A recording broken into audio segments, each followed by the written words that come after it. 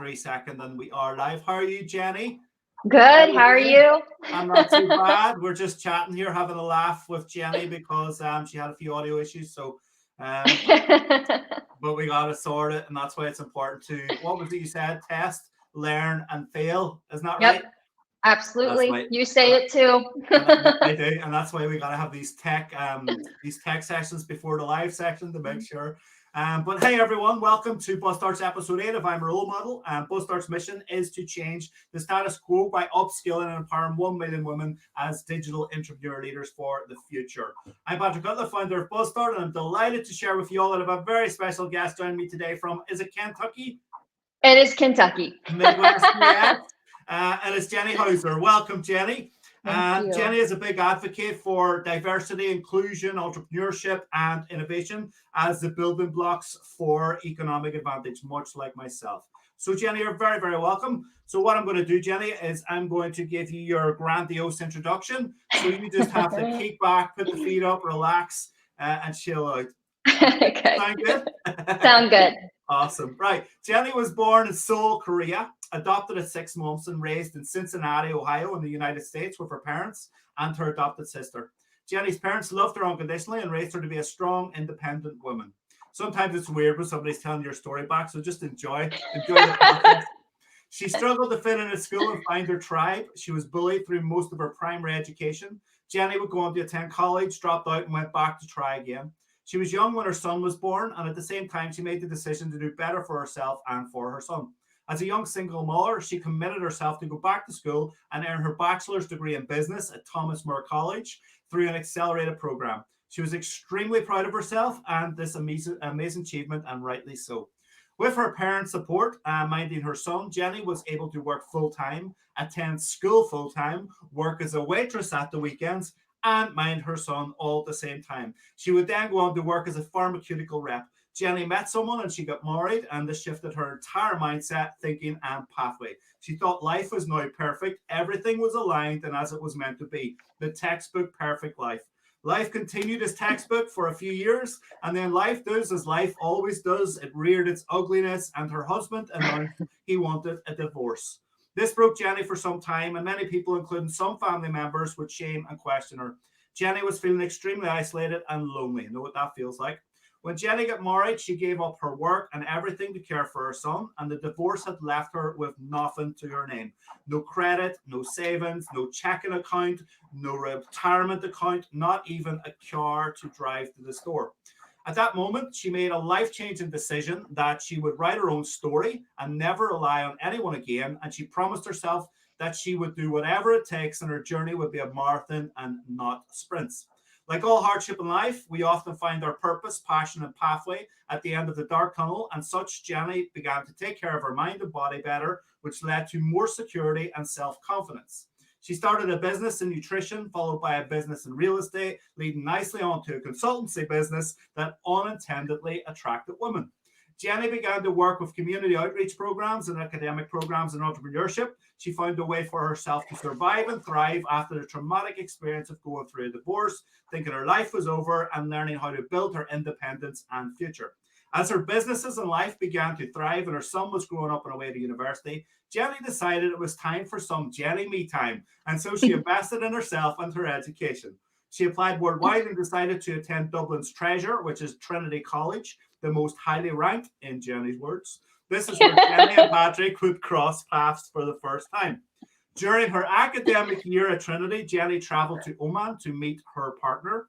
She completed her dissertation practically on the beach, and while she was there, she was able to ingrain herself in the entrepreneurship culture of Oman and the Middle East. Whilst networking and speaking with local entrepreneurs, she decided to open an office in Oman. While abroad, Jeni was able to grow as an individual, sell a business, start another business, and earn her master's in entrepreneurship. She learned that if you can shift your mindset to optimism, anything is possible. She loves working with women entrepreneurs and helping them to move forward. She connects with them where they are on their journey and helps them to solve problems. She's all about empowering women to design their own future. Jeni, how was that for an introduction? That was amazing. And listening to you really makes me miss Ireland because of your accent. Does it? Come back I anytime. I really miss Ireland. I miss Dublin. Yeah. And one thing I should note, because I had forgot to mention this, I do have a brother. I don't know why I didn't mention. I think because we'll get into this, but it's because I talked about my sister and I during our school years. But I do have a brother. I do love him. That's good to know. This is going to haunt me for some time. I hope he's not watching. Hi. Hi. You're dead. I know. Right, let's get stuck in, Jenny. Let's hear your story. Let's share your story with the world, so we can help other women, empower them on their pathway and their purpose and their passion. Tell me about your upbringing and your relationship with your mom and how she helped design the amazing woman that you are today. Yeah, so like you said in that amazing introduction, I was born in Seoul, Korea. I was adopted at 6 months old and raised in Cincinnati, which is right next to Kentucky as well. But I'm so grateful for my parents because they truly love me unconditionally. But more importantly, they raised me to be a strong, independent woman. But growing up, I didn't know that's what they were doing, especially with my mom. I felt like she was so hard on me. She just like always challenged me. She questioned me. I felt she was tough on me. And what I didn't realize till I got older, she was preparing me for a world where it is tough for a woman. And she was preparing me to be a woman in a society where women are marginalized. And what that means is she really instilled grit, determination, and perseverance. Basically, just teaching me to always work hard, but more importantly, never to give up. And I don't know if she knew she was doing this when she was raising me. So, Mom, if you're watching, that was for you. Brilliant. Lovely, legend, nice one. Yeah. What you mentioned it there, but why is it important for moms, dads, teachers, and guardians today to instill the principles of grit, determination, and perseverance in their daughters?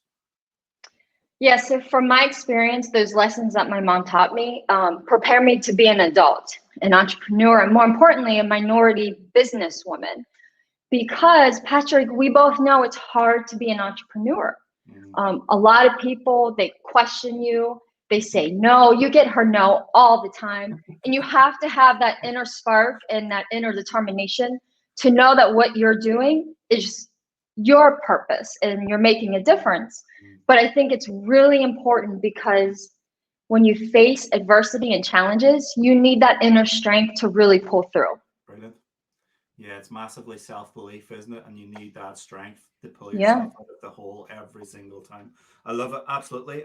You talk about your experiences as a child, including bullying, made you question who you are and where you're from, and you allowed your classmates to really affect your self-worth and confidence because you were young. Can you tell me more about that time and the lessons that you learned for your later adult life?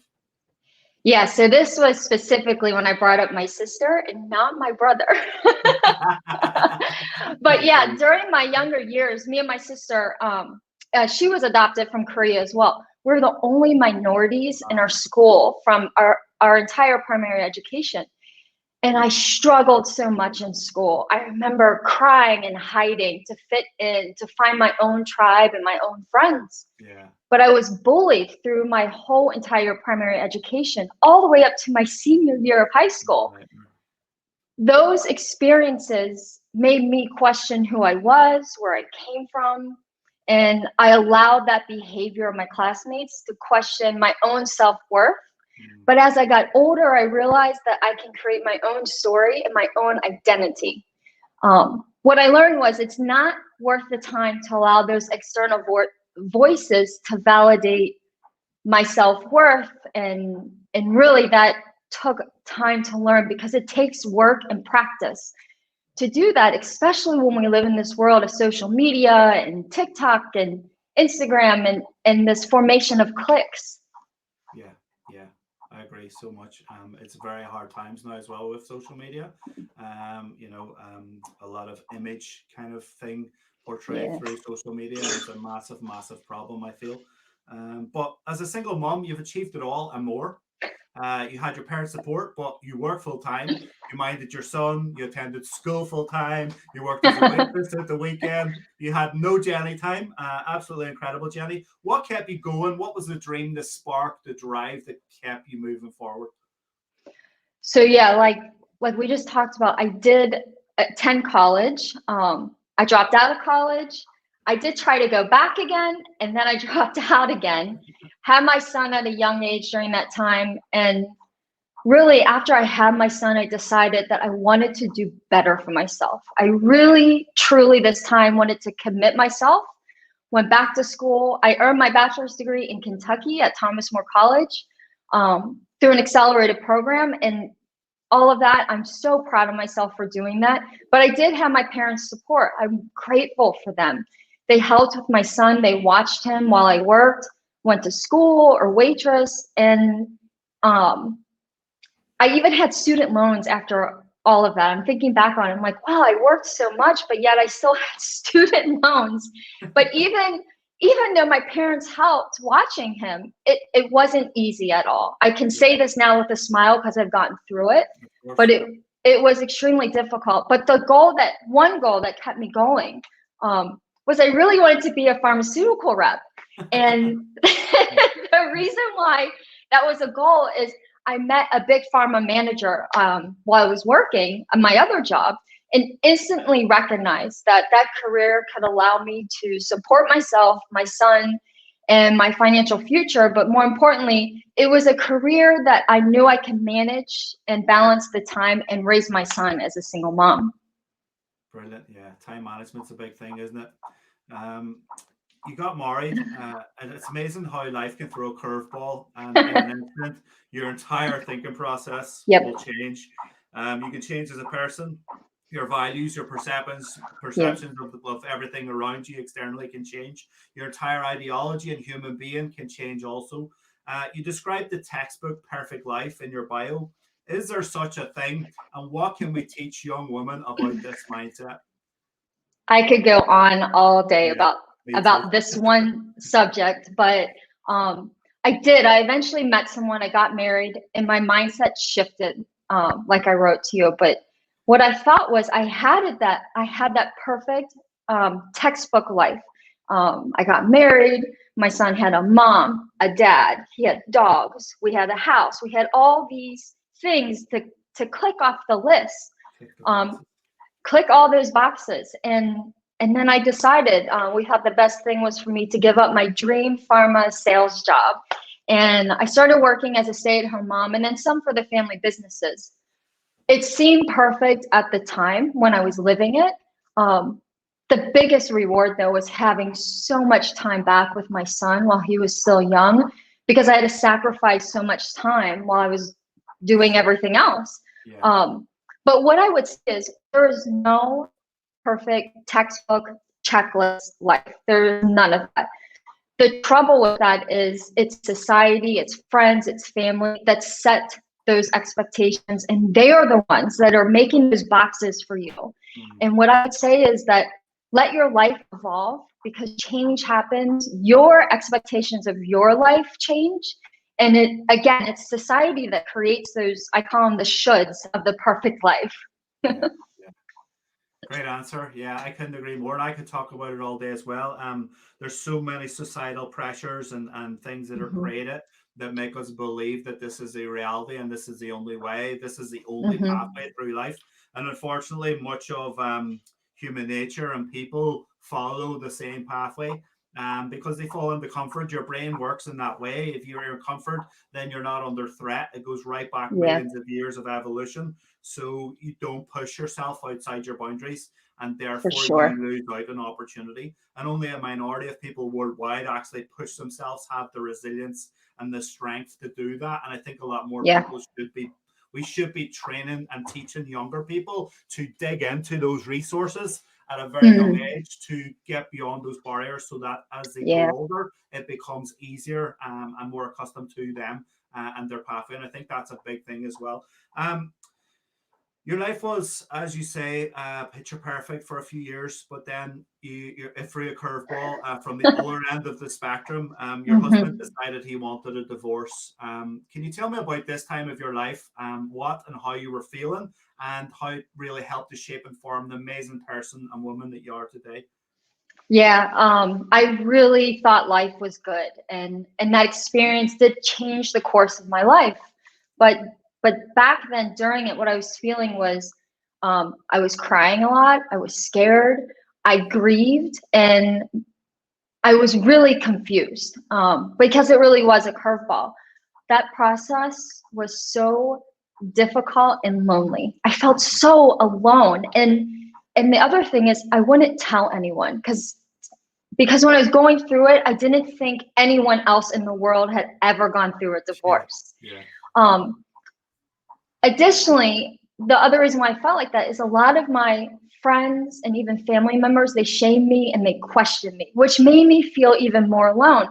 But what I realized is I needed to be alone. I needed to be alone to redefine my life on my terms. Yeah. And really the universe gave me a gift that was so painful in the beginning, but so I could grow and really find myself.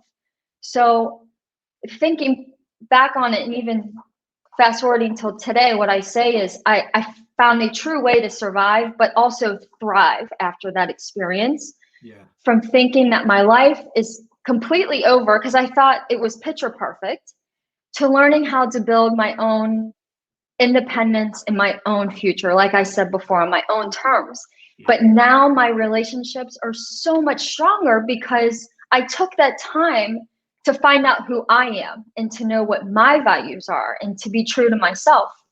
So having that time alone allowed me to reflect and redefine myself. And now what I like to refer to that time as like I'm my own personal business model that was like evolving and growing. Yeah, of course. And I think we all have those times. It may not be through a divorce. It could be through something else. But I think we all have those moments. It's just how are we recognizing those moments and reframing what we can do with it. Yeah, couldn't agree more. We all go through struggles in life, some more than others. But at the end of the day, it's comes down to the strength of the person as well and how much they can deal with it. You know, somebody's small problem could be massive in their head compared to somebody's massive problem could be a lot lesser than what it looks like to somebody else. And it comes down to our makeup, doesn't it, and our experiences and everything else as well, and how we deal with problems and issues. And I think life is full of problems, and I think I think problems are good. I think they're an opportunity for us to grow and find our way in life and be better and everything else. So I think it's part and parcel of the journey. It's meant to be that way. Not essentially divorce or, but I think we're supposed to struggle in life to really find the golden nuggets, to find ourselves and really find our who we are and our passions and our purpose and our pathways all in that kind of mess of life. And it's up to you to figure it out in your journey or not. That's my perception anyway of it, but everyone has their own. As if things weren't bad enough, Jeni, you had no credit, no savings, no checking or retirement accounts, you had no car, you were living in a tent. I made up the last part. Our minds are super powerful on both ends of the happiness spectrum, and it can be extremely difficult to claw your way out of a big dark hole, right? So what 3 steps did you take to pull your mind, body, and soul out of that big dark hole, beginning with 1, your mindset? Yeah, you say 3 things, but there are so many. But there definitely were some hurdles. I mean, just like before, I can talk about that experience right now because I'm on the other side of it. But I didn't know what to do, and I was out of the labor market for years. So additionally, since I was working as a stay-at-home mom, I didn't have any of those things. I didn't have credit. I didn't have savings or retirement, any of those things. But like I said earlier, during that grieving process, I also decided that no one would ever have that much power over my freedom, my independence, or my future ever again. I just decided one day, I remember waking up and I'm like, this is how I'm going to be for the rest of my life. But I knew the only way to do that, this is the hard part, was to shift my mindset. And what I did was I said, I'm just going to be the entrepreneur of my own life and have that entrepreneurial mindset. Mm. But again, what that meant was more work to do. And it meant that I had to find my own passion for building something of my own. I had to have something of my own that was all mine. So I knew no one could take it away. Yeah, interesting. That meant I had to commit myself. And what that did for motivation was anything that got in my way, I was motivated to do it by committing to myself to have something of my own. But what I promised myself is that it would be a journey. And like you said in the intro, a marathon, not a sprint. That made me more agile and open to all the possibilities in the world. But that was scary and really exciting at the same time, because it was going to be something new and something I did. But through all of that, part of that mindset shift was I found out a new passion was to educate as many women and people as possible about this entrepreneurial mindset that I found and entrepreneurship. So hopefully no one else could ever go through what I did ever again. Yeah, brilliant. I love it. Yeah. I think a lot of entrepreneurs probably have similar stories. I found that myself, you know, through the years of working and speaking to entrepreneurs. We're all very similar. We have different stories, but ultimately a lot of us have the same reasons for being and doing what we're doing.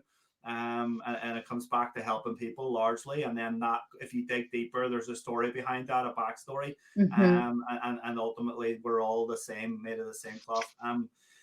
You began to take care of your mind, which is so important. Even today, the stigma around mental health is outrageous, and I feel it's getting worse personally rather than better. Please share what exactly you did to shift your mindset, and what were the positive outcomes, internal and external? So the first thing I did was I took stock of my own health, and taking stock of it meant that I could figure out what I was doing and then what I needed to start or stop doing as well. And what that made me do is put more effort into a holistic mindset of my health. So I started doing things like weight training, connecting with the outdoors, focusing on my mental health, like you were talking about before. I do think it's getting worse as well. But ensuring that I had the most supportive inner circle people in my life.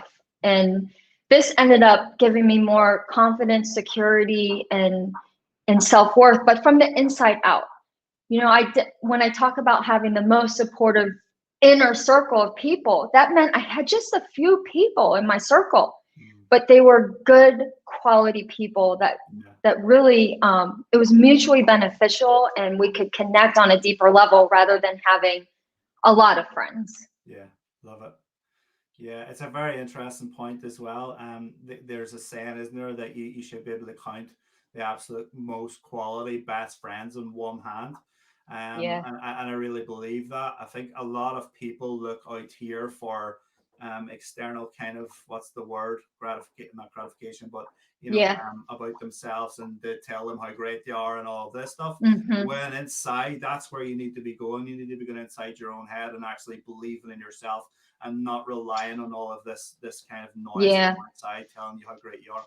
And that's where you truly find your greatness and your way in life, I think. And we talked about that too with entrepreneurship, having a good foundation of inner perseverance and determination, and to know when, you know, so many people are telling you no, or you shouldn't do this, you know you're on your own path. Yeah, we'll come to that. You started a personal training and nutrition business, followed by a real estate business, leading nicely onto your consultancy business, which organically grew and unintendedly attracted women. Why do you think that was, and what realizations did you experience from taking the leap to set up your own businesses? Yes, so since I fell in love with my own health journey, I started my own personal training and coaching business. And then once I was looking for my own facility, my own space for that business, and I just fell in love with real estate. So started the real estate business that included commercial real estate.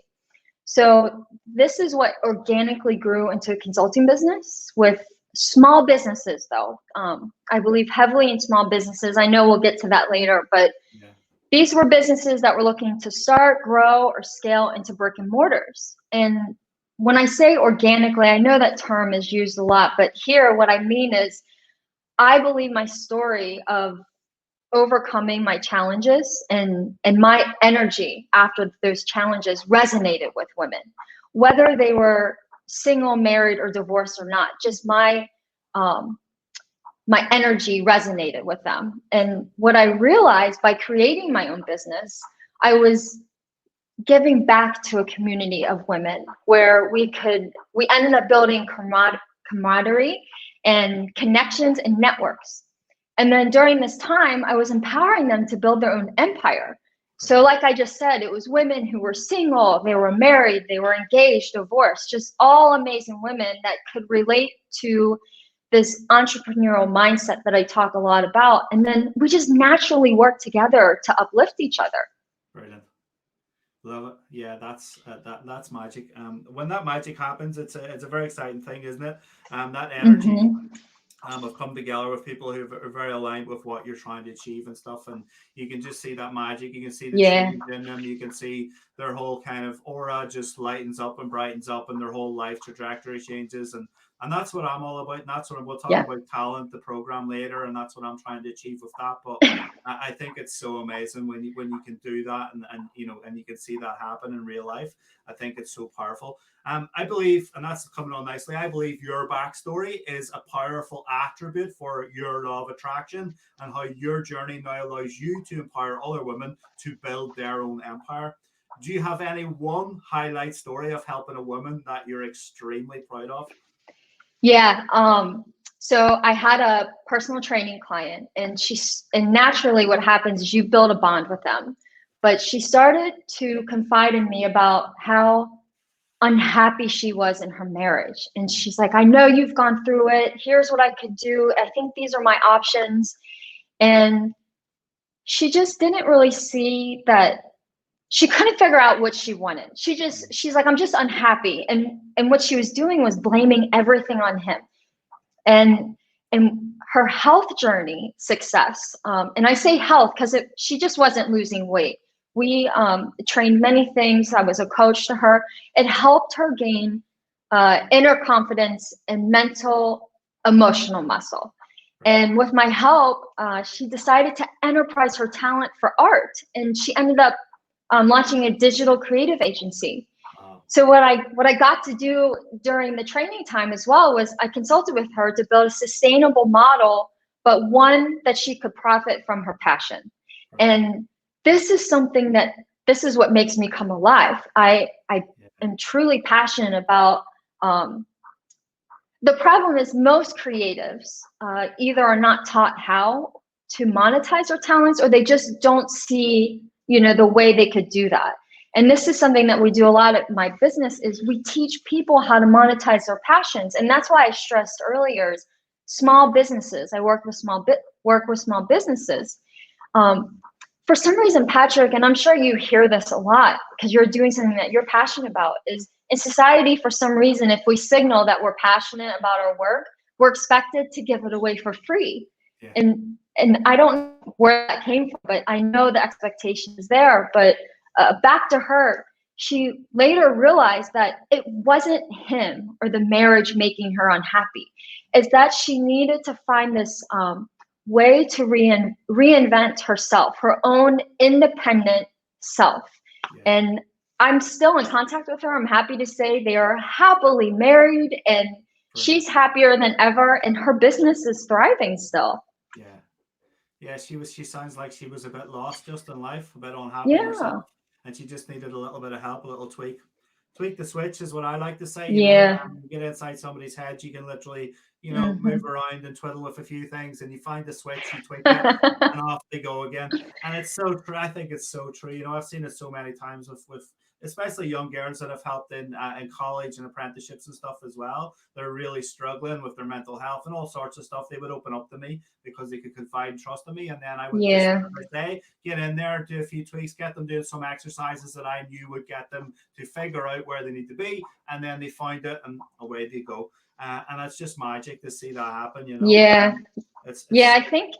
I think everyone at some point in their life, like you said earlier, no matter how big or small, we all need someone that is sort of our GPS to kind of help us get back on the track. I think we always have that inside of us. We just can't we can't come on the outside and say, oh, this is where, you know, you could be going with all this energy. Yeah. Your true north, as they call it. Brilliant. So I've built my mission on the premise of I begin with the individual and I help them to hack their mindset, discover their passion, map their pathway, and then leverage their purpose. What we were just talking about. I believe our future world is one of social cause and entrepreneurship. It's really important. Tell me why social cause, community, women leaders, innovation, and entrepreneurship are the future in your own words. Yeah, this is something definitely you and I share similarities with. As I was growing my consultancy business, I'll use the word again, organically working with community outreach programs, nonprofit social causes, and even academic programs in entrepreneurship, specifically in education.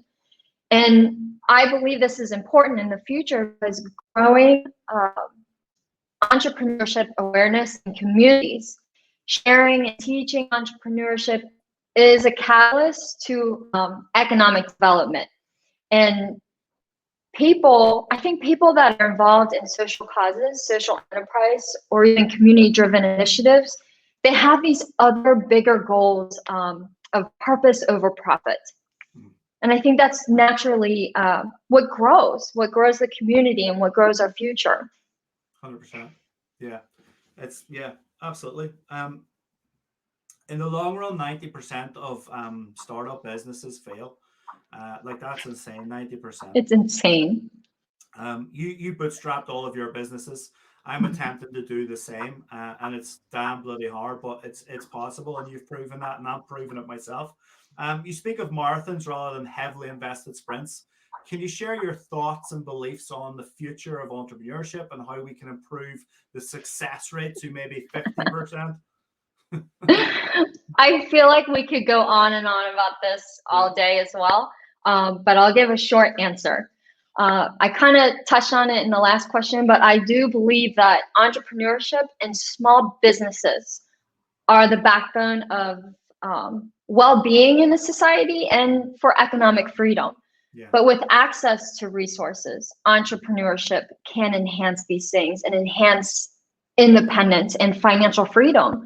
Yeah. But you and I talked about this before. I'm not talking about the unicorns because I believe in our industry, Patrick, a lot of people, even funders, investors, people believe in the unicorns. They just they're pushing for the unicorns. Yeah. And that brings me back to your question about marathons and the journey. And my business, we focus on small business owners. We want entrepreneurship accessible to all, but we want to be on the journey with them. Yeah. So we offer services to break down these barriers so they can bootstrap their business as well, just like we did. But bootstrapping could take some time, like you mentioned, and it's a journey. But the other part of that is having enterprise my passions. It was easier for me to see that long-term journey and that long-term gain.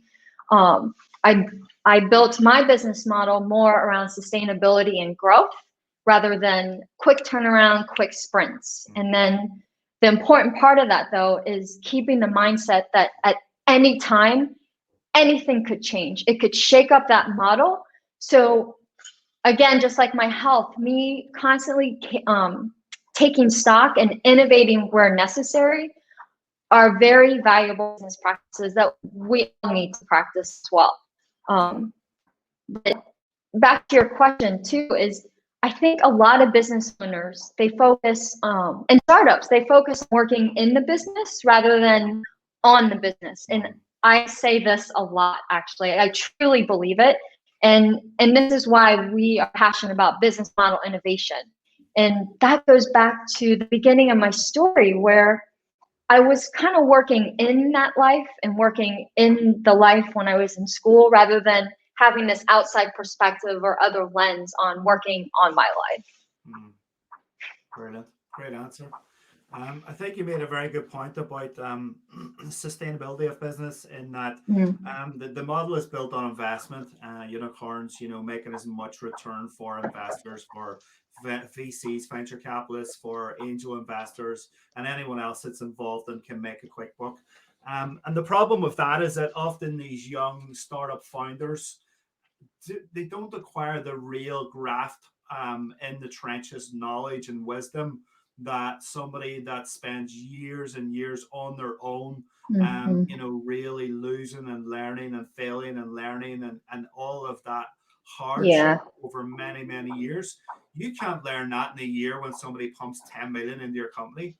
And the reason I'm saying this is, if you go off a cliff, like you just said, that can happen at any moment, you have not acquired the wisdom, the strength, the makeup to go again, unless you get investment again, because you haven't learned that stuff.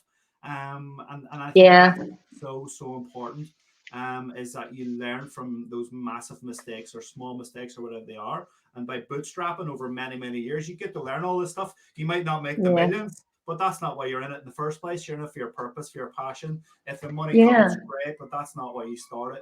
So I think that's the difference. And I think talking about small businesses, I think community-wise in the future is going to be a huge thing. And there should be a lot more collective and collaboration of small businesses around social cause and things within the local community, and getting them involved in that and helping more people. I think there's a big opportunity there to do that. And I know there are people doing it around the world, but I think there can be a lot more done, I agree.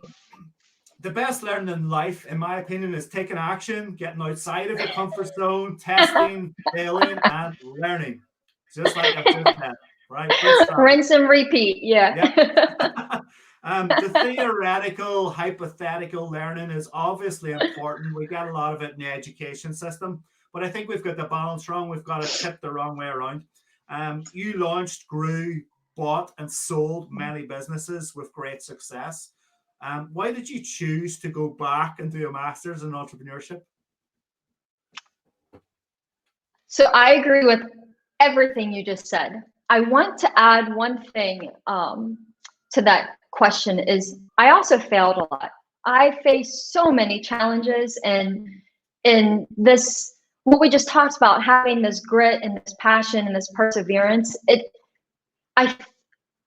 I sometimes think I was born with it, but I cannot deny that there are times where it takes work, where something happens and you do need to kind of take a step back and take stock of what's going on and make a pivot or a drift or do something. But this goes back to what you just asked about, the test, learning, and this balance of it all. And like I just said, we all fall victim to it at some point. It's how you, I think you said earlier, how you claw your way out of the trench. But I think a lot of people get the testing and the failing. I do think the failing is starting to get a better reputation right now. Many people are testing, they're failing, but they're forgetting about the learning process. And that's where the grit and the perseverance needs to be foundational characteristics if you're in this industry, especially in entrepreneurship. But back to your question is, just as my businesses were thriving, I was really doing well after all of those lessons. I created an opportunity to take a year off. And Patrick, after 14 years of graduating from my bachelor's degree, and I say 14 years because I had to write back to get references.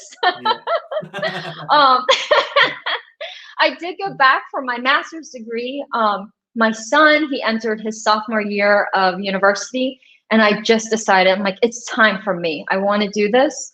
But I was really yearning for something more to build my businesses and my brand. So I decided to invest in my education. And I already had that experience and that entrepreneurship intuition. I just decided to seek that formal education around entrepreneurship. I did a ton of researching. I have a huge spreadsheet of everything I did for every single graduate program in entrepreneurship. And I did, and these are my words. I went to the highly ranked Trinity College Dublin, but the other words I use a lot, and I heard it on campus during my tour, is my school is ancient and prestigious. So I am so proud of that. Yeah. Yeah, it's a beautiful place, isn't it? It's amazing. It's amazing. Yeah, I mean, yeah, we'll talk about it later about the Facebook Yeah. thing. I love Dublin as well. Like, I lived there, and I will talk about it more. But yeah, I didn't have a great experience in Dublin because of my situation at the time. But and that's it. Everything's about perspective, and it's internal. It's not external. But we make it external. We don't make it internal. We need to learn how to do that and realize that your perception of anything is coming from in here. It's not what's happening out there. It's what your thoughts are, and you need to be able to fix that. So naysayers were whispering in your ear saying, Jeni, don't do it. Jeni, you're crazy. What about your son, Jeni? More, I'm sure. Human beings tend to be easily swayed by the noise and the whispers, and therefore they never end up living out their dreams. How did you overcome those whispers, and what kind of makeup and mindset do people need to silence their critics? Yeah, I love how you said they whispered. I wish that's what I could confirm they were doing. Was whispering. But I don't know how many people know this, but Dublin would be the first place I've ever lived outside of my hometown of Cincinnati. It would be the only place I've ever lived outside of my home. So was I scared or nervous? I wasn't. I was not scared or nervous. I was so excited that I was accepted in January. I was so excited that I went to visit Dublin in March for vacation, just so I could see everything and meet everyone that I was going to see in my program on the campus. But many people questioned me so much. I got so much, and I still get it today. Like, is your son okay because you left him for a year? I'm like, he is an adult. Oh man, seriously. But yeah, those whispers started coming back of those shoulds, and it was hard sometimes because I'm like, there were a couple of times where I'm like, I don't know, is this checklist coming back into my life? But going back to my parents, especially my mom, she taught me to drown out that noise and just go for it. I believed in myself, and I like to say I took a pivot in my own life, and I just went for it so I can invest in myself. And one thing I wanted to say when you're talking about different perspectives, one thing I love about this community you've created is when it's a community like this of like-minded people, it's safe to share perspectives because I think you learn so much from them. Yeah. So thank you for building this community. Thank you for thanking me. That's what I miss about Ireland, that welcoming and thankful and grateful. I miss the people of Ireland so much. Yeah, we're good crack. Good crack. So true. Brilliant. Love it. It's lovely. It's lovely for you to say that as well. I mean, absolutely, Jeni. Community is everything. But the whispers, the noise, the critics, that's something I learned years and years ago to shut out. I come from a small town, small community, Ireland's a small town mentality. So it's a very small community, and anywhere in Ireland is a very small community. Everybody knows your business, or they'll find out your business, or they'll make up your business if they don't know your business. So either way, they know your business. But how did you overcome that? I overcome it by kind of deep down in myself. Like, first of all, I was very swayed by out here.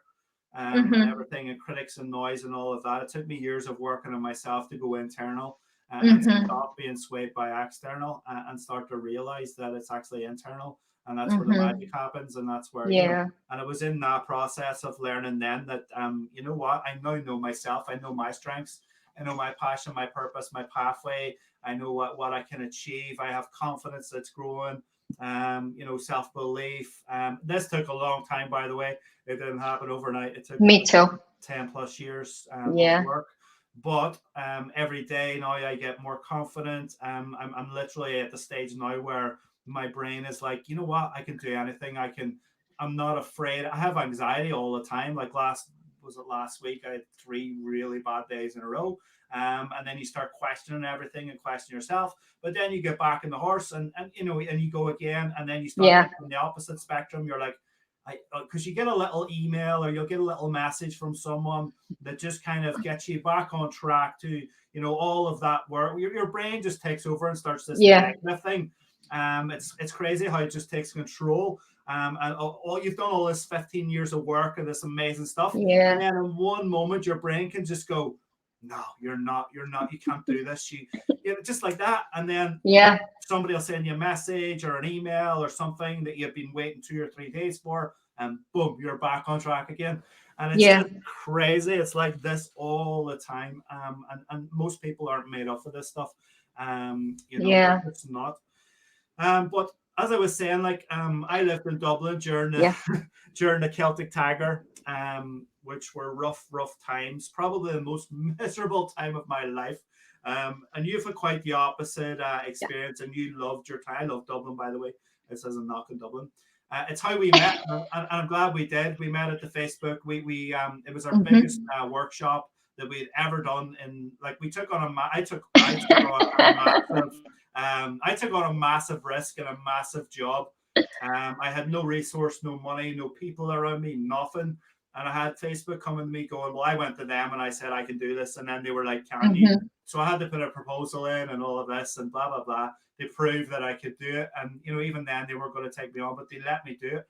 And anyway, I went on to become the leading training company, or one of the top in the entire of Europe, and just smashing the targets. In 7 months, we trained over 4,000 people across 65 workshops, which is insane when it's literally one person running the whole thing for the money. It's amazing. So anyone out there that thinks that you can't do anything, trust me, you can do anything if you put your mind and your back to it. But as I said, we upskilled 354 entrepreneurs, future entrepreneurs like yourself that day, which was it was amazing. I think we actually crashed the internet in that room. It was crazy. Like, see, at the start, like when I arrived, nobody had a clue what in it. No, we couldn't find the girl. I can't remember her name that was running it. Nobody knew what was happening. There wasn't even a desk set up for registration. This is like the biggest event we've ever, like 355 people have to be registered. We've got an hour to do it. In fact, we had about 40 minutes at that stage. And I was getting really anxious, And then they just it was amazing. In their droves, and it was like checking them in, and they were just kept coming, and it was crazy. I didn't get to see them because I was at the desk, and then when I went in and I looked around, it was just incredible. You had this massive lecture theater with 356, 57 people in it, and it was just insane. It's a very memorable moment for me, and an achievement that just takes top level, working for Facebook on behalf of Facebook, training as you say, the highest ranked, or one of the highest ranked entrepreneurial colleges in Europe, if not the world. Think about that. Like, we're coming in there and we're training you guys who are the future entrepreneurs of the world. I mean, the intimidation, the energy, but I think it was magic, and Dan himself did an amazing job. But how important because you met a lot of people through that, for your masters, for your course. I'm sure you've networked a lot. How important is networking, and more importantly, those solid, authentic relationships? So one thing I want to say about that day during your workshop was, it really was the way you described, magical. The energy was amazing. And with all of those students, which I'd like to add, it wasn't only entrepreneurship students, it was a ton of students from many different studies. But I say we crashed the internet, but I don't know if we did it or not, but it was a huge crowd. But what you did that was magical and so amazing is you knew how to engage with the audience, and they engaged back with you. So even having that enormous group, and I wish we had a picture of that hall, but it's a huge room. And you were able to pick out people even from the way back, in that upper level to engage. And there were no other microphones, and they would scream out their engagement just so they could be involved. And it really was magical. I don't know any other word to describe that, but I still have my certificate. Brilliant. It takes years of practice doing that stuff. Like I've spent years now on stages, training hundreds, thousands of people. And I did it because largely to get over my anxiety was one of the main reasons that I did it. The second was to really understand people better and how they interact and how they engage. And I'm that person younger that was sitting in an audience, absolutely terrified, petrified that anyone would pick on me or ask me a question or bring any attention to me whatsoever. I was the same in school. I was the same in church. I was the same throughout most of my life. I was terrified walking down the street, terrified in case anyone would pick me out for anything. So I went on a journey of how can I actually overcome this thing that's holding me back so much in my life, in my head. And the way that I found to do that was to get on the most frightening, terrifying space that I could possibly find to get rid of this awful thing that was destroying my life. And that was standing on a stage in front of people and building numbers and building and building. I did an event in London over 3 days. I was the lead trainer for them. Me and another girl were chosen. There was about 20 staff from Google, but me and her were the lead trainers. And it was just workshop after workshop. We trained over 3,000 people in 2 to 3 days between the two of us as well. And that was insane, But the reason I'm saying that is I learned so much from, based on what you're saying, how to interact with people, how to engage with them, understanding the deep psyche of people and their fears and their inhibitions and their, anxieties and all of that stuff. And they're sitting there in an audience and some of them are terrified and there's ways and means you can engage with those people and really pull out and make them feel part of that community and really build that energy. And that's what you were seeing. That's what you're feeling in that kind of room, Tell me about. So back to your question. Go ahead. Sorry. It's all right.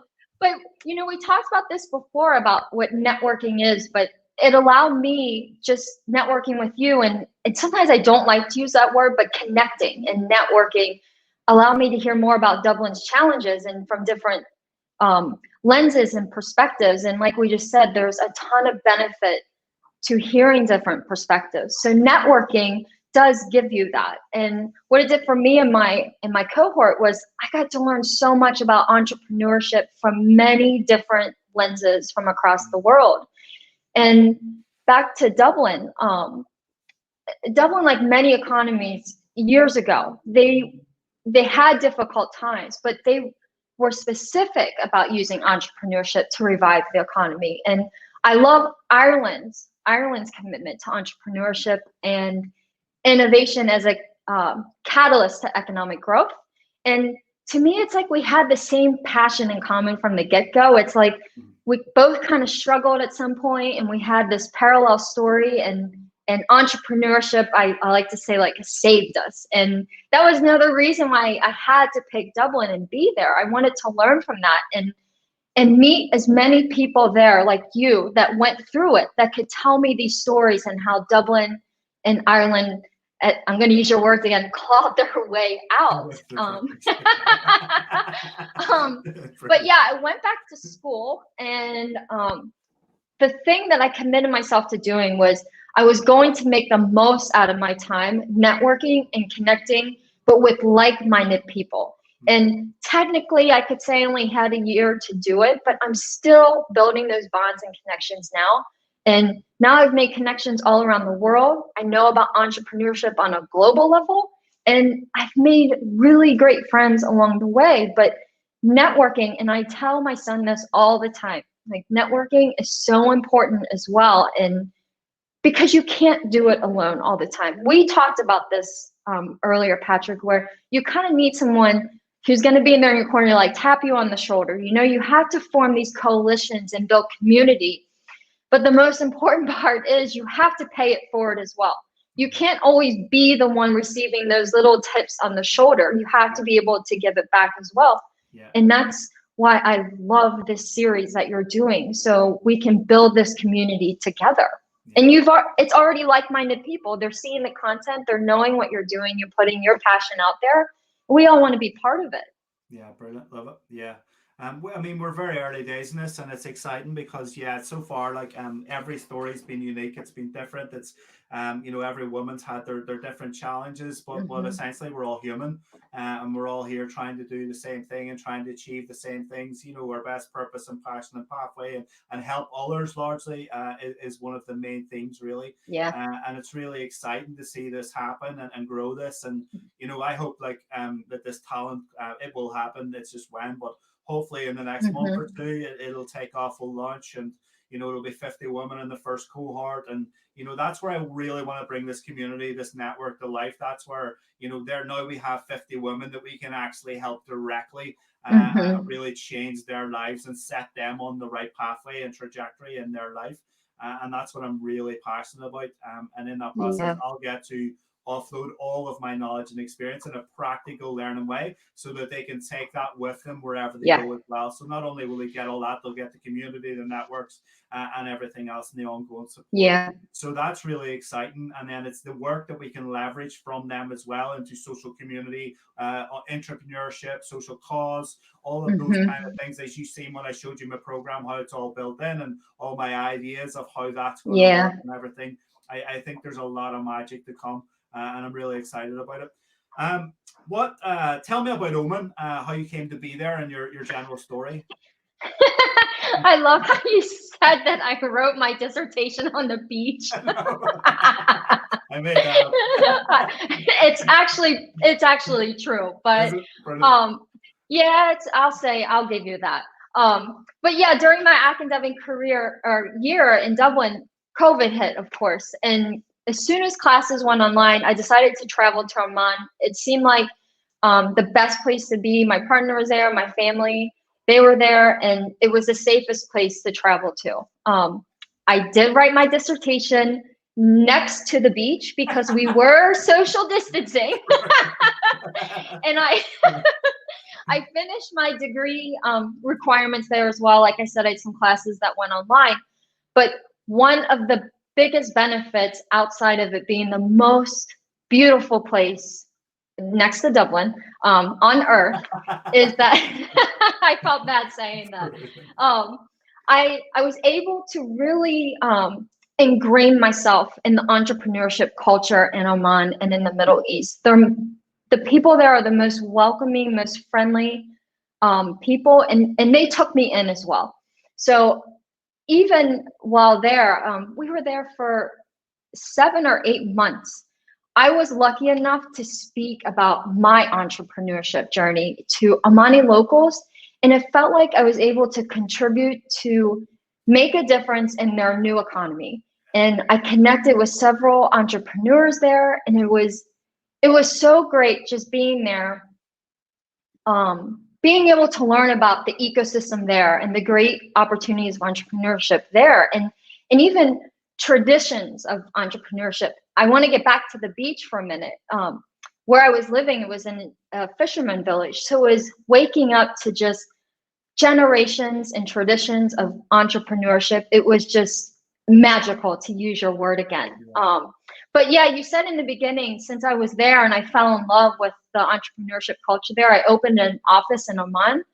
But the most amazing part about Oman is the huge opportunity for women in entrepreneurship there. They already have a strong advocacy and empowerment from the Sultanate to increase this this already established ecosystem of women in entrepreneurship there. It is like, again, so magical, and the energy around it's truly addicting. Yeah, amazing. There's a couple of things. First thing is that this role model series and community, as you called it, I'm building, has given me some great ideas for places to visit in the future. You would love it. You would truly love it there. Really? Everyone needs to put it at the Nice one. top of their list. Nice one. So I'll be there. Hmm. And the second thing is, something I've been thinking about too for quite a while, and I'd love to achieve is that globalization of what I'm Yeah, doing, being allowed to train these women, but give them the skill sets to be employable yeah, anywhere in the world, and not yeah, that they have to move there, but they're employable from where they are.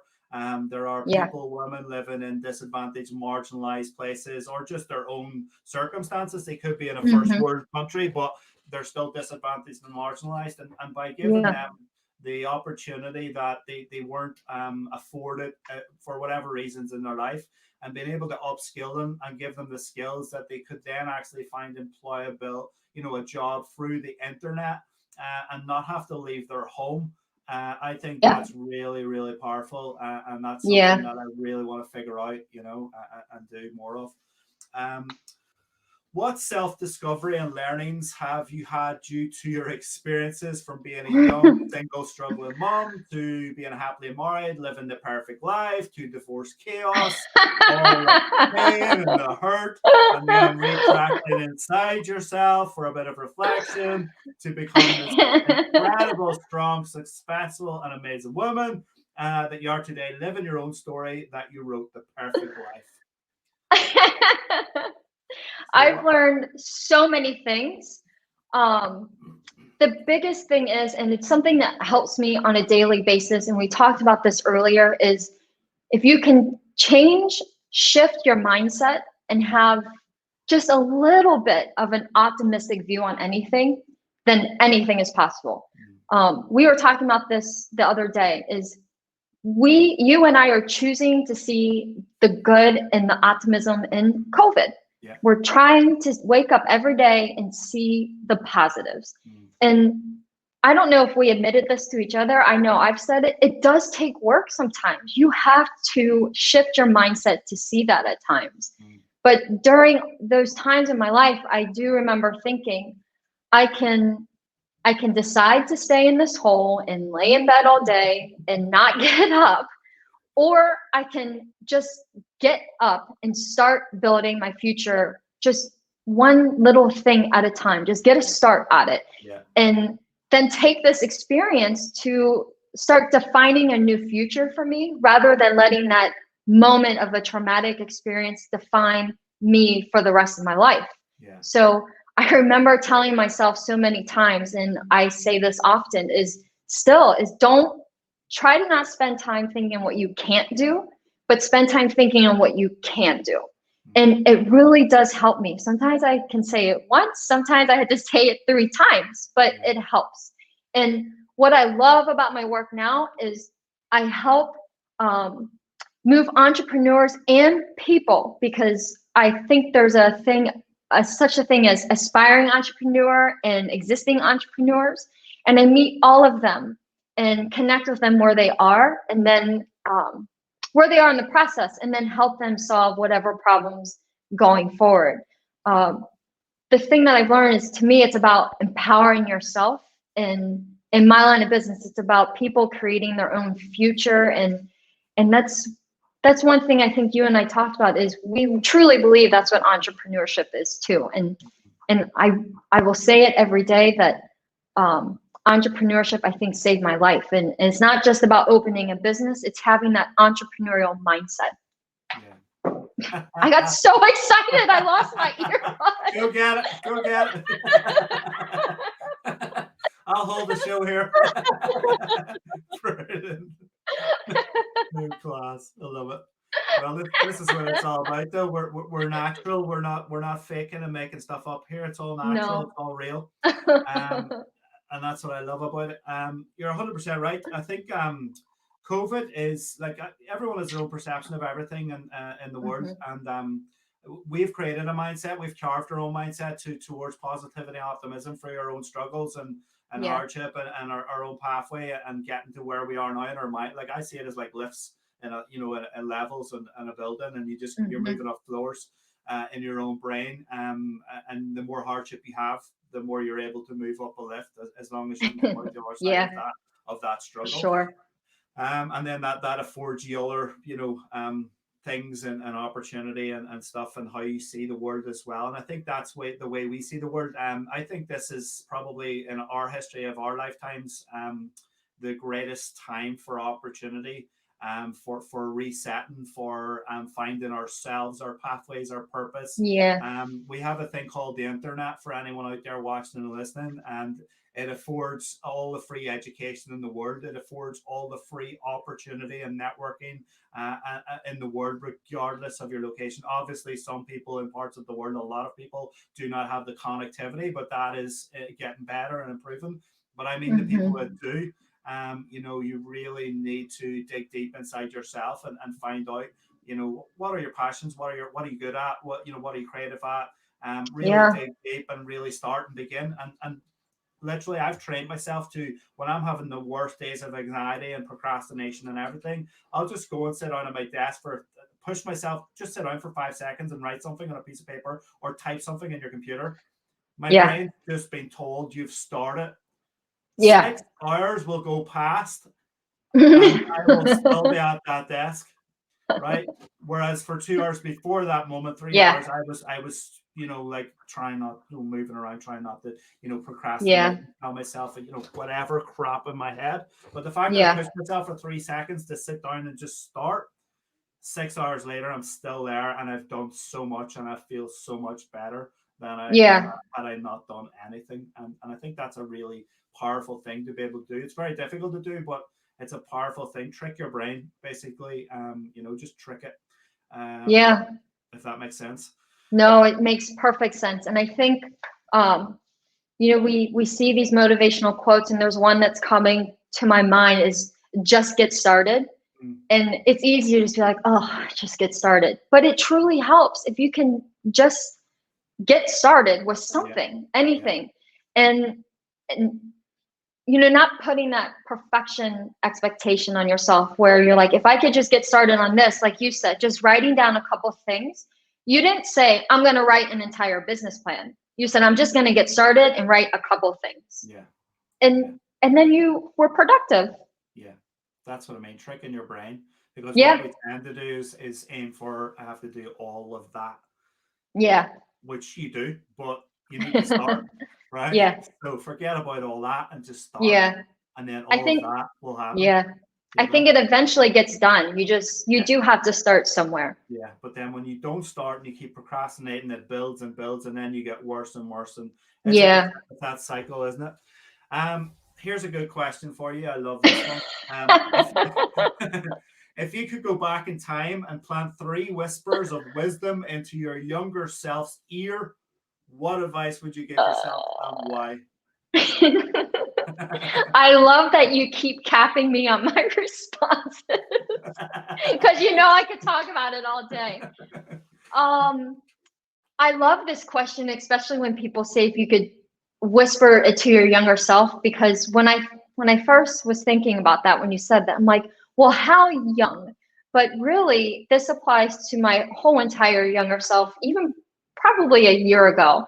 But my advice is, and really to anyone that's watching, is learn to be the entrepreneur of your life.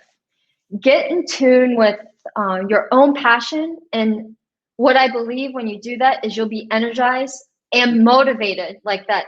What did you say? You just need to trick your brain. Like you'll be motivated to push through anything that stands in the way. And sometimes the thing that stands in your way is yourself. And when you have that, it's always good to remember also that it's an evolving process. It's a process. But also I would tell yourself to keep questioning how it can be done better and ask why. So always constantly be curious about how things can be improved, or seek always to find out the why. And with that, don't be afraid to go against the majority to drive change. When going back to my experience in school, I was always afraid. I was kind of like you, where I was afraid to raise my hand. I was afraid to push the status quo, or just afraid to go against the majority. And I would tell myself now is don't be afraid to do that. But with that, be strategic about risks. And this includes like making strategic moves, but also understanding that nothing's guaranteed. We kind of talked about that when I said I had that picture perfect life. Nothing is guaranteed, but that would allow you to practice the ability to see long term and be agile with that, because the uncertainty will, if you think about uncertainty and know that nothing is guaranteed, you're able to be agile and adapt to change. And change is always going to happen, but always when thinking about these risks and going against the majority to drive change, you have to learn from your mistakes and failures. That's one thing I would tell my younger self for sure, is learn from those mistakes and failures rather than saying, I'm a failure or you. And I think at some point that's where I started to put that perfection expectation on me, is I didn't take the time, and I probably didn't have the maturity, as a teenager to learn from my mistakes and failures. I just put it in a bucket as I would label myself as those things rather than thinking about what did I learn? What were the lessons and why? That was more than 3, but That's great. It just kind of snowballed into it. It keeps growing and it keeps coming out of you, Jeni. It's like something came up and I'm like, wait, but I would also say this. But it's all great advice. I mean, it's so right, everything you're saying is amazing. And that's why we're doing this, is to share and impart our wisdom and our stories and our open, raw, trusted selves with anyone that's watching, so that we can help them. Is there anything that you would want to say? 3 things though. Like, what are the 3 top things? I have 300 things. Like you said, and it's great. Naomi says, get out of your own way. One of our previous role models. I love that. Get out of your own way. It's not that easy to do though. And my journey is quite, it's not unique, but it's different. And it's my own story and my own backstory and my own journey of trials and tribulations and everything else. But I agree with some of the stuff that you're saying around learning from your failures. Failure is an awful word. We're built up in a system and a society of how things are done, and that's it. Yeah. And we're taught that, and our education system is rubbish, in my opinion, and how it's designed. The curriculum, and it's no teacher's fault. No, it's a system, and it's very difficult to break down. But it is coming, and it's coming fast, and people need to upskill fast, and I don't think they realize it. And there's so much going on right now with tech and stuff. But COVID has slingshot the world quite fast as well. 5 years maybe. Where we had to go anyway. So it's good that people now, governments are starting to put a lot more money into upskilling and preparing people for what is ultimately coming faster than COVID would have allowed us to realize. And we would have been in a lot more trouble, I think, trust me, than if COVID had not come along and reared its ugly head and pushed us all to get online and learn how to work remotely and learn digital tools and skills and all this stuff. Honestly, I think we had a really rough ride coming down the line. So, again, that's me looking at COVID as a positive thing. And I know a lot of people are having the negative aspects and losing people, and it's very sad. But I think COVID as well is a big positive for us. But anyway, getting back on track, I think understanding yourself is one. Really digging deep and figuring out who you are and why you exist. And what you're good at, that for me took a long time because of anxiety and stuff. I didn't understand my best traits, and my best traits were literally helping and training and teaching people. And it was the bottom, and I mean rock bottom, of any job on the planet that I was ever going to do, was standing in front of people teaching. But here I am sitting on a camera. The world is watching. My biggest fear, and the world is watching. And it's taken literally, I've only got over this hurdle in the last, just before I started and launched I'm Role Model, was when I got over the hurdle of being on a camera like this. The stage thing, the anxiety to start off small, 1 to 2 people, building up to more people on stages. Okay, now I can do that. Then there was online classes. I started teaching online, doing that. Okay, now I can do that. But actually videoing yourself for some weird, I don't know what it is. I was just terrified of that forever until, maybe 6 months ago, where I started when Naomi helped me to really push me, get out of my own way and start this. Yeah. So thank you, Naomi, for that. Naomi was on the first couple of episodes of I'm a Role Model, and she really helped. And that got me started, right?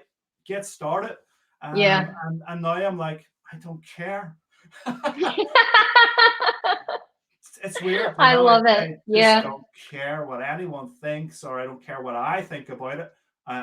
It's helping people, and I'm doing it now. So there's no stopping me on to the next thing. What's the next big hurdle that's going to get my way or barrier that I'm terrified of? And to be honest, I think I've overcome most of them at this stage. And now everything is kind of that plateau where you've got over all this crap. Now you're on your starting blocks. You're a runner and you're ready to go. You're waiting for the gun to fire. And I think that's where I'm at now. I've done all of that. The swan's legs under the water. Now I'm here and I'm ready. The world is my oyster, or whatever the saying is. And I'm ready. And I'm just waiting to make it mine and do whatever I can to help other people. And that's literally where I feel I'm at now. My confidence is beyond where it's ever been, ever. And I'm believing in myself and just, I can do this, and let's just make it happen. And I'm like, give me your money. Give it to me so I can do it and prove it, right? Just give me the money. Yeah. What I love that you just said about that is you said you had this fear, and one of the guests on I'm a Role Model helped you through the fear while you were helping her tell her story. And to me, that's community, is when it's people coming together and we mutually benefit one another. And we're all okay admitting that. Yeah, exactly. Yeah. As long as it's for the better good. I think there's people who do that for other reasons, alternative motives. And I think you say is it's transparent. You know what you're getting out of it. I know what I'm getting out of it. We're both happy with that agreement. And we're also helping people in the process. 100% brilliant. Jeni, it's 9:15. We've been rocking for like an hour. No. Oh my goodness. Thank you so much for your time. I really enjoyed chatting to you. It's been an honor and a pleasure. You've just helped maybe thousands, hopefully millions of women in the future whenever we make it and we're huge and all that. And hopefully we will be, because that's where we want to be, to help people. As I said to you earlier, BuzzStart will be hopefully launching our talent program that I've designed and developed. It's a 12-week digital entrepreneur leadership training program. It's very hands-on, practical learning, targeted at women completely. Hopefully they start in Manchester and Lancashire in the UK in early November. And it's really the idea of it is it's designed to fast track them into full-time employment.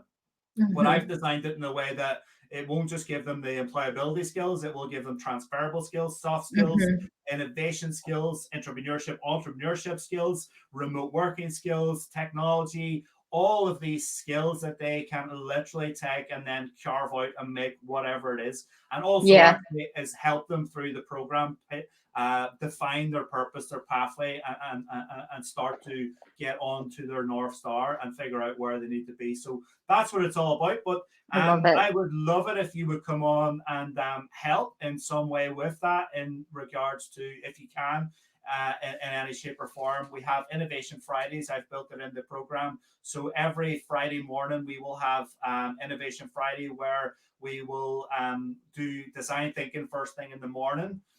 Around a social cause. So we'll reach out to the local community. We'll try and figure out challenges. We'll come up with some ideas. We'll do brainstorming. We'll do design thinking. We'll collectively, as a group of 50 women, facilitate it by ourselves, decide on what is the best cause that we've come up with.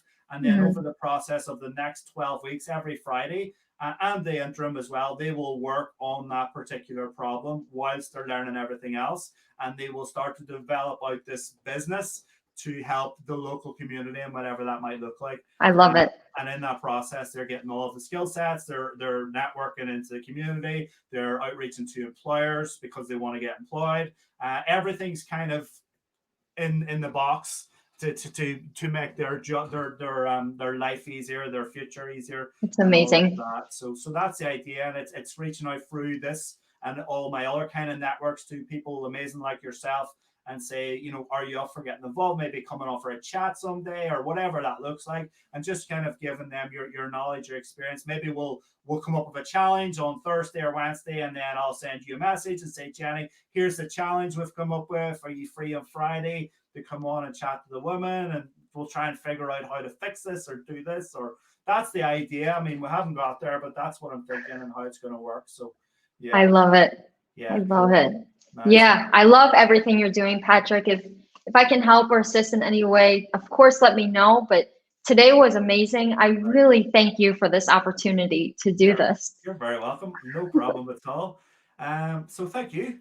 And may God bless you. And there's a great Irish proverb, as I told you before, may the wind be always at your back, Yes, Jenny. I love it. Let's pick up again next week. Have a Zoom, have a chat.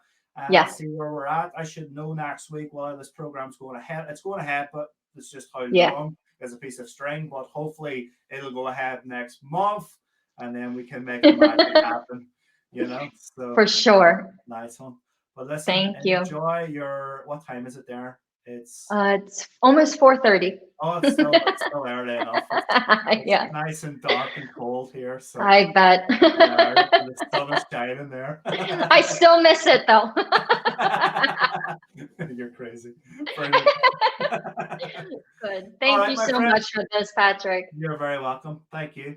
Have a good one. Speak to you soon. Bye. Bye.